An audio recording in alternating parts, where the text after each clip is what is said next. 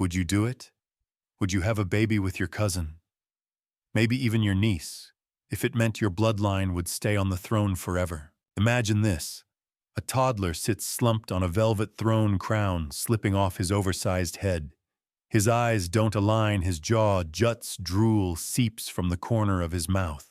And yet grown men in gold-trimmed robes bow before him, like he's divine. Behind the glittering facade lies a monstrous truth. This child isn't chosen by God. He's the product of centuries of inbreeding. A royal body corrupted by the very blood meant to protect the crown. Because for generations, monarchies didn't just marry close, they married dangerously close. Cousins, uncles, nieces, siblings, the goal, purity of blood, the cost. Everything else, this video isn't just about kings and queens. It's about power legacy and the terrifying lengths people will go to keep both.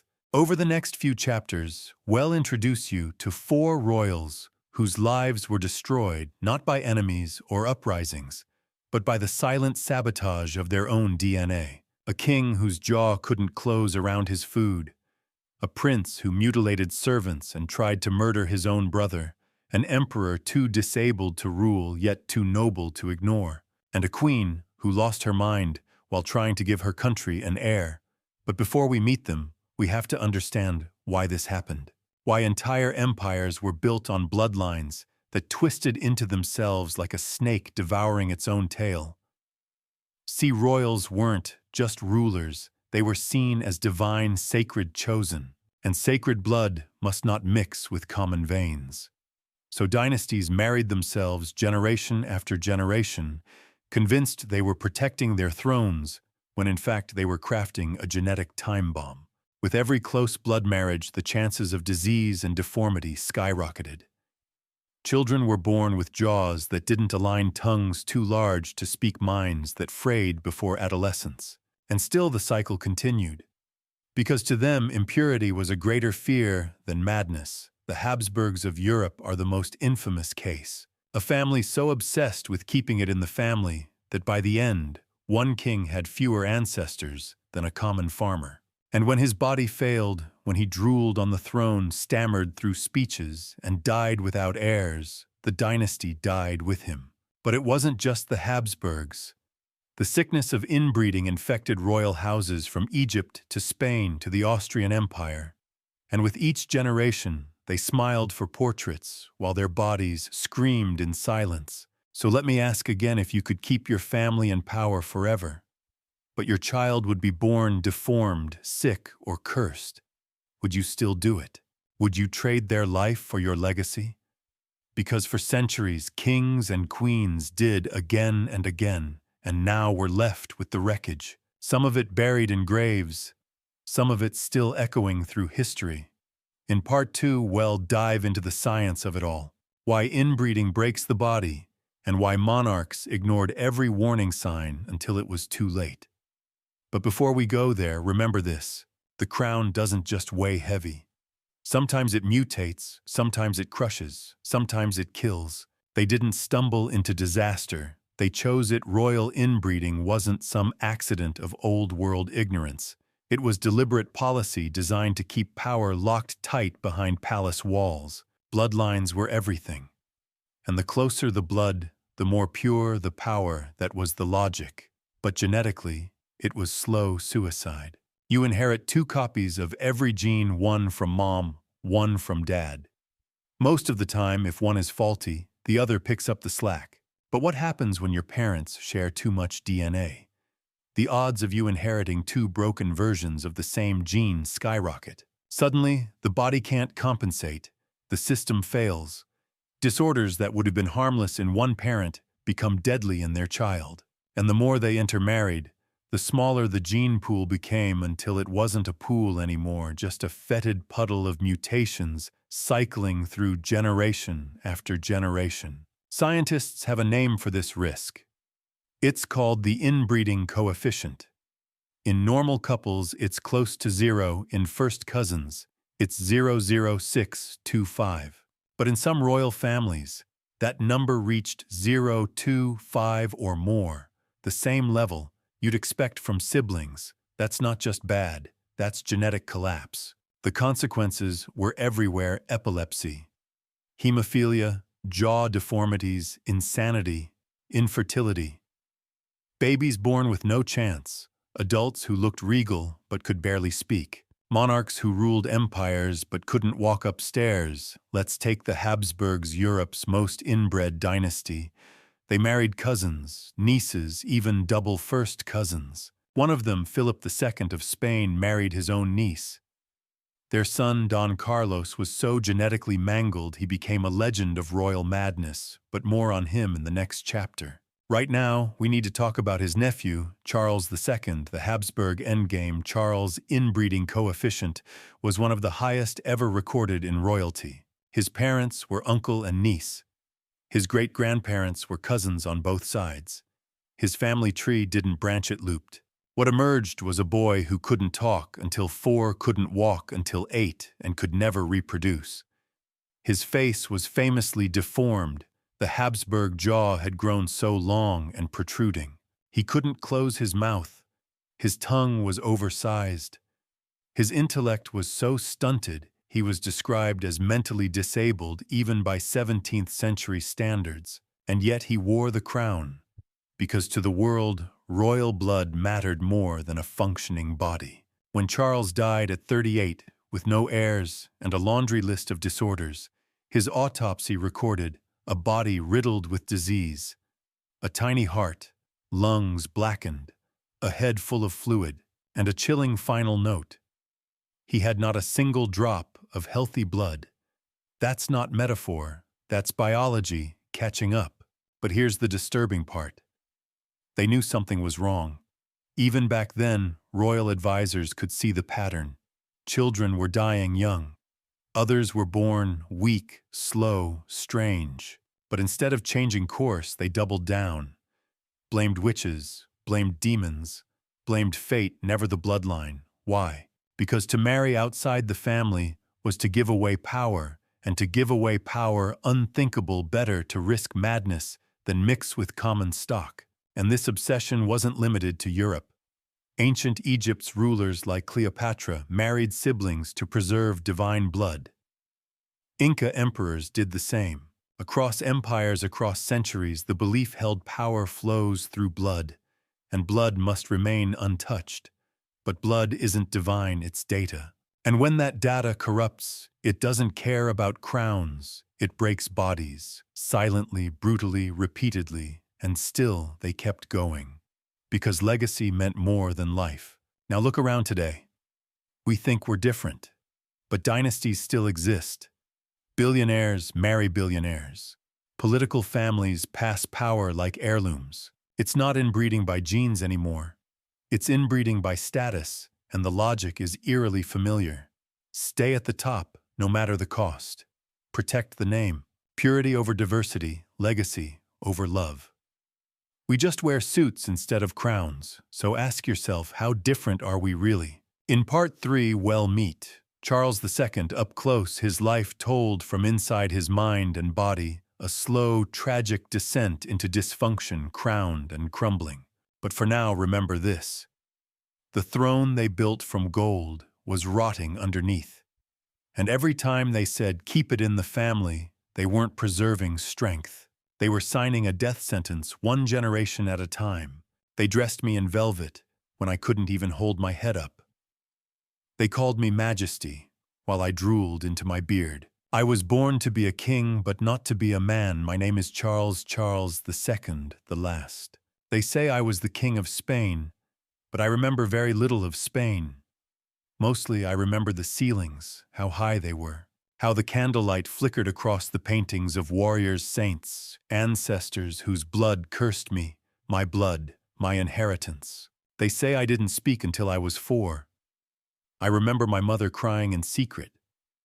I remember the doctors whispering, praying, blaming witches. No one blamed the blood.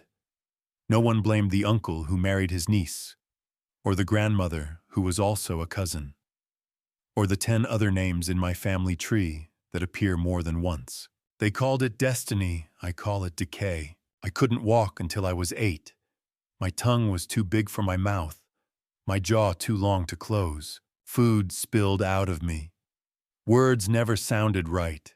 I was a king, but I could barely read. They gave me tutors, I gave them blank stares. My body never felt like it belonged to me, my head pulsed with fluid. My bones ached without reason. Sometimes I would fall without warning. Sometimes I would sleep for days.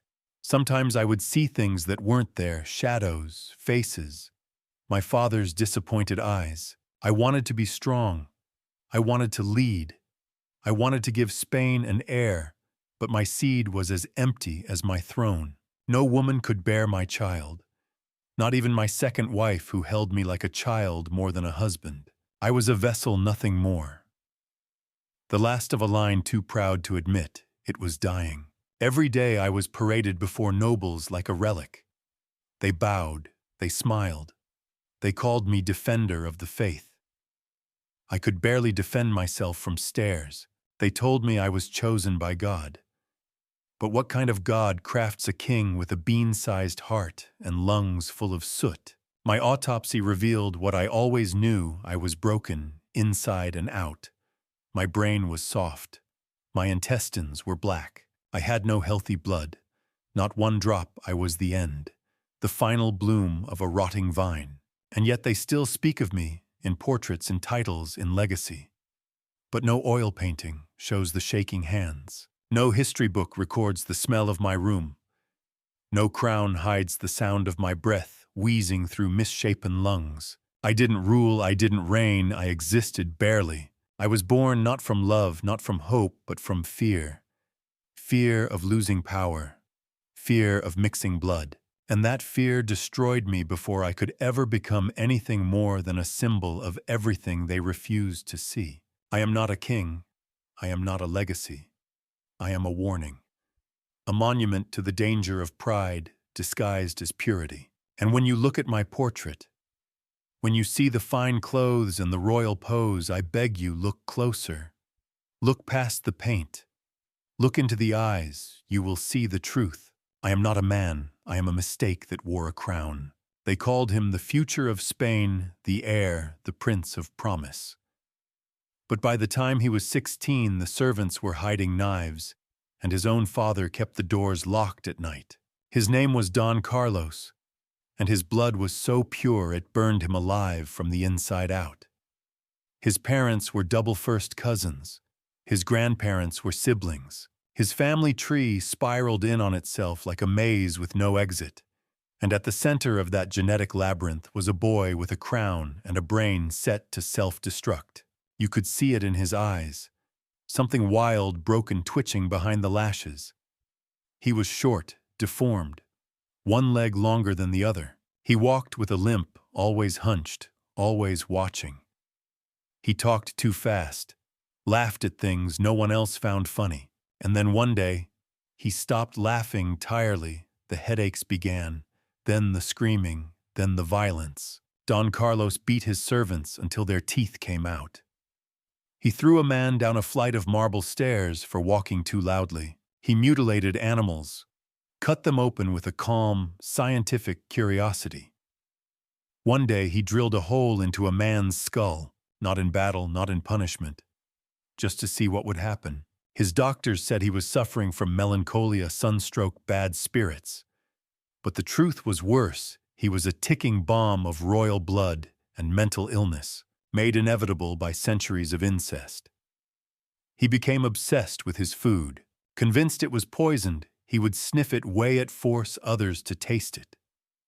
He sometimes refused to eat for days, and when he did, he once ate his own feces. He demanded hot coals in his bed at night. He threatened to kill his tutors. He confessed he had visions of demons, of fire, of drowning in blood. And through it all, he remained the Prince of Spain. No one dared stop him. He was technically next in line to rule an empire. But even his father, Philip II, a man not known for mercy, could no longer ignore the danger. When Don Carlos began plotting to murder his own younger brother, Philip made his move. He ordered Carlos locked away in a tower. No trial, no explanation, just silence. And there the prince rotted. For 6 months he wasted away in darkness. He refused to bathe, refused to dress, refused to speak. He died at 23, no war, no coup, just madness curling in on itself in a cold stone room that smelled of urine, fear, and failure. The official cause of death was fever, but we know better. He was never meant to survive. He was the ghost of royal arrogance wearing a boy's body and tearing it apart from the inside. Some say he was cursed. Others say he was possessed. But the truth is simpler and far more terrifying. He was born like that. Born of bloodlines too tangled to sustain life. Born from a crown that demanded purity at the cost of humanity. And still, no one stopped it.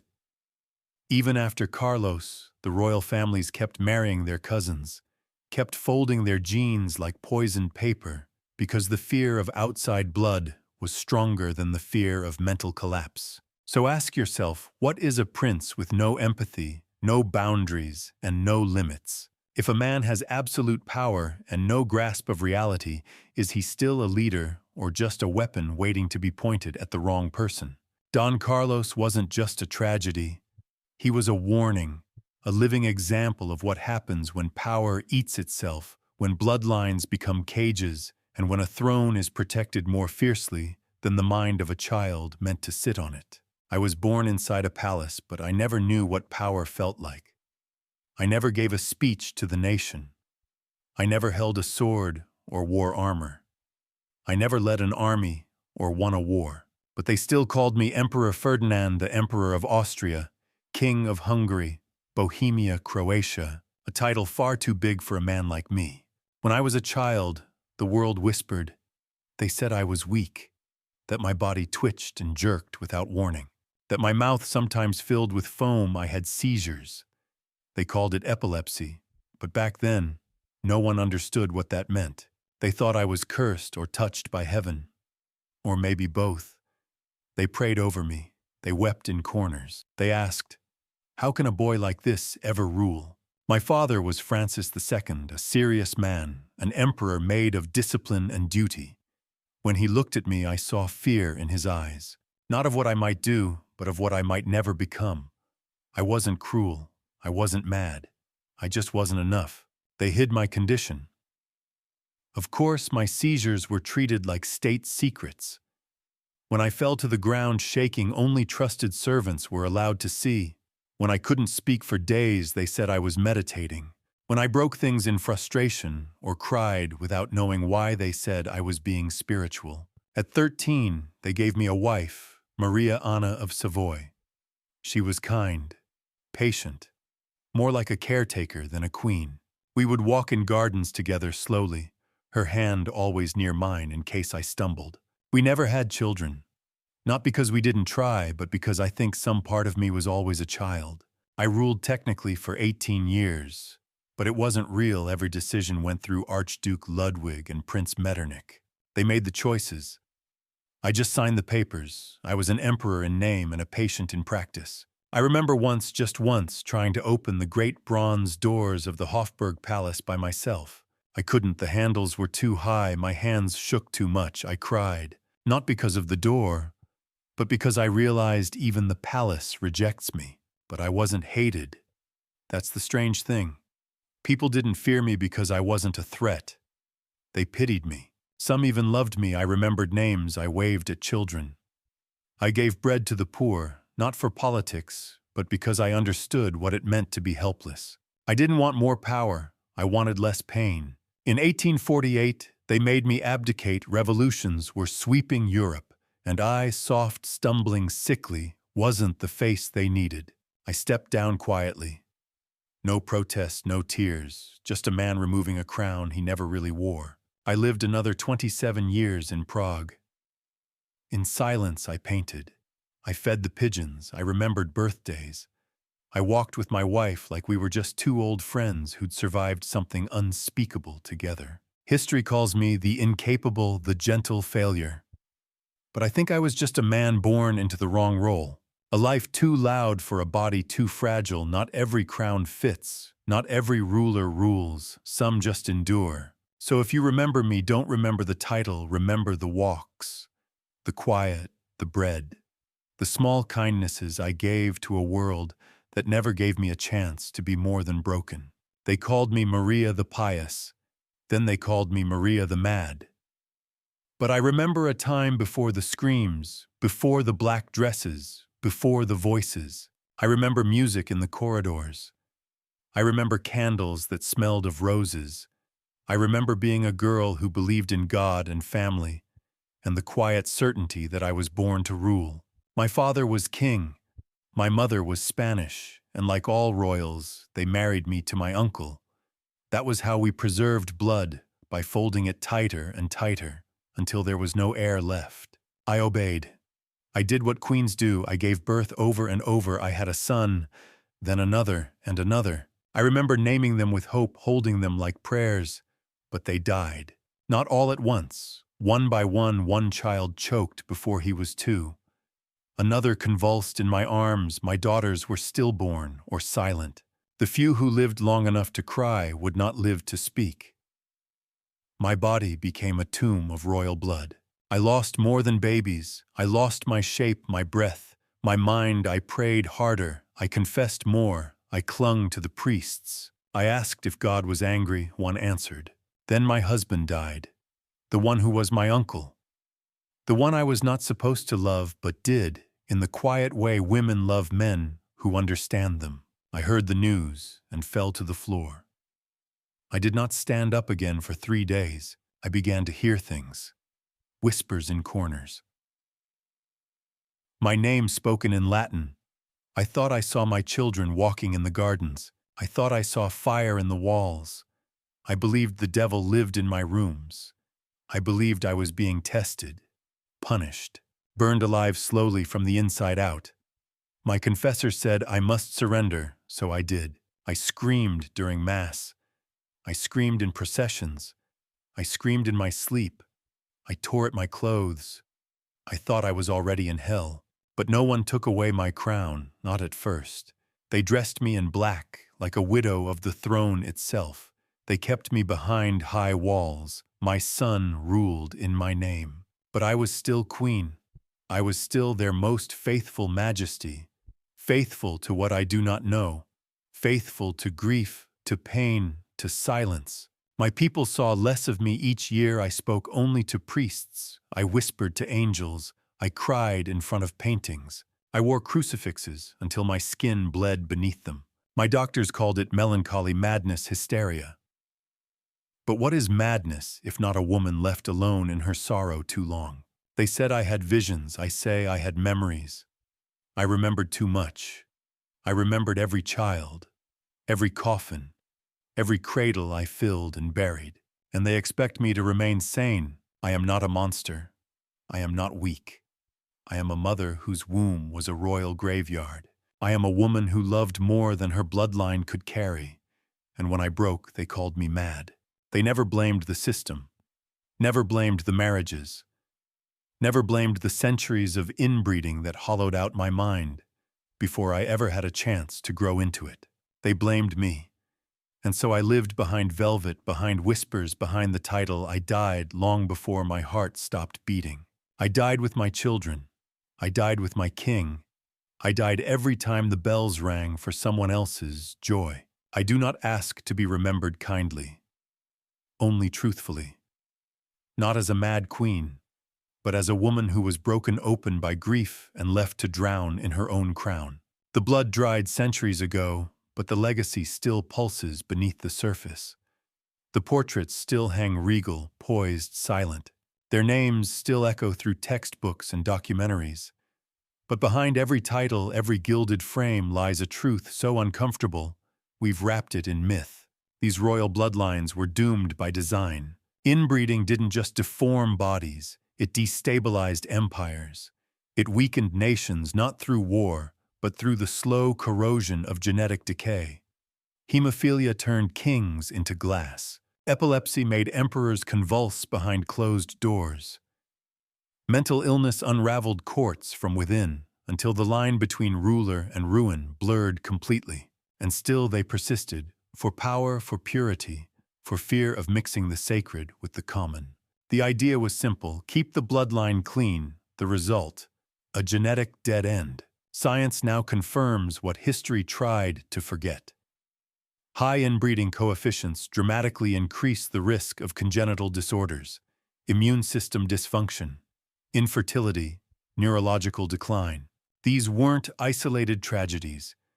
They were predictable consequences, patterns, warnings. And yet, if we peel away the centuries, can we really say we've evolved beyond this? We no longer marry our cousins to preserve thrones, but we still marry within circles, within status, within wealth, within ideology. Billionaire marries. Billionaire politician marries legacy. Celebrities pair off like dynasties in disguise. The genetics are cleaner, yes, but the psychology still inbred. We protect our own. We build walls, financial, cultural, intellectual, to keep outsiders out. We call it branding or tradition or smart family planning. But at its core, it's the same idea. Legacy above diversity, control over evolution, safety over adaptation. And what happens when you breed only for sameness?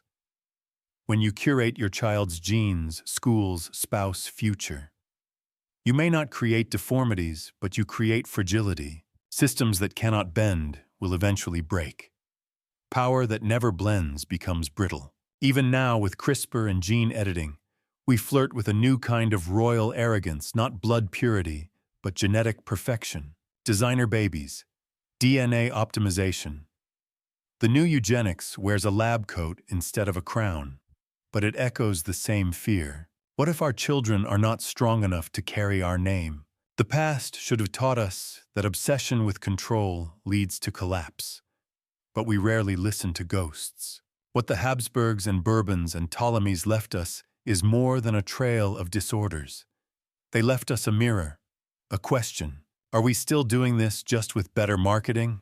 Maybe the castles are gone, but the instinct remains to engineer our futures, to curate our legacies, to clutch power even if it means our children suffer quietly for our choices. So the next time we look at a royal portrait and gasp at the jaw, or read about a queen screaming in the dark, or a prince eating his own madness, maybe we should ask, where are the modern thrones? Maybe they're built from bank accounts, Ivy League diplomas, Instagram bloodlines, genetic labs.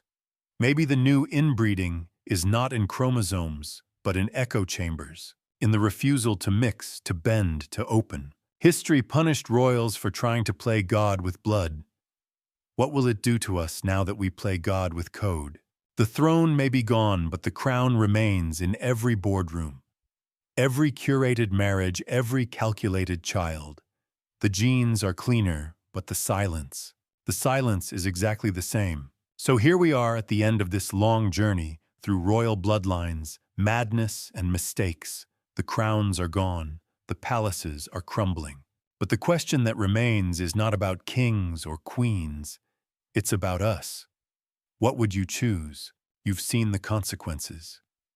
You've seen the bodies, the minds, the broken thrones. You've seen the price of preserving legacy at the cost of humanity. And now the question lands squarely in your lap. If you could have everything, the power, the wealth, the name that endures through centuries, but your child, your blood is doomed to suffer, would you still choose to sit on that throne? Would you still choose to carry the crown? It's not a simple question. Because in the world we live in today, the stakes aren't so different. We're not picking up crowns, but we're still choosing legacies. We're still building empires. One choice, one child, one investment at a time. We still fear losing control, losing our place at the top. We still cling to bloodlines, not always through genes, but through wealth status and influence. So ask yourself, if you knew that your child would never know the ease of life, would you give them the crown anyway? Would you sacrifice their happiness, their freedom, their potential for the sake of a name that's already fading? If your choice to keep power means your child carries the weight of generations on their fragile shoulders, would you still choose it? Maybe it's time to admit power is a poison. It's a burden wrapped in gold. And every generation that clings to it creates a new generation that has to carry it, no matter the cost. The royals of the past made their choices. They chose to protect their legacy at any cost, and in doing so they destroyed themselves and their children and their kingdoms. But we don't have to repeat their mistakes. We have a choice. We can choose to break the cycle, to build something new, something that doesn't demand sacrifice, something that doesn't break those who come after us. So I ask again, would you choose the throne if it meant your child would suffer? Or would you choose to live freely, without the weight of centuries on your shoulders? The crown is waiting, the legacy is calling, but the price may be too high.